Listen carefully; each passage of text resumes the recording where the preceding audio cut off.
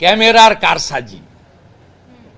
2024-এর 7 ফেজে, পার ফেজে 5,000 করে ক্যামেরা, 35,000 ক্যামেরা, সকাল 8টা থেকে 10টা, বিকেল 4টে থেকে 6টা বন্ধ করে কি খেলা খেলেছেন তার সমস্ত তথ্য প্রমাণ এসেছে।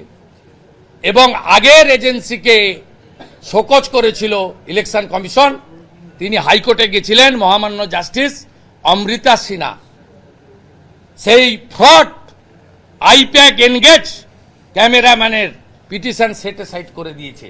আমি ইন ডিটেলস নিয়ে, পাওয়ার পয়েন্ট প্রেজেন্টেশন নিয়ে বিজেপি অফিস থেকে সেপারেট একটা প্রেস কনফারেন্স কয়েকদিন করে করব with all relevant documents. I will publish.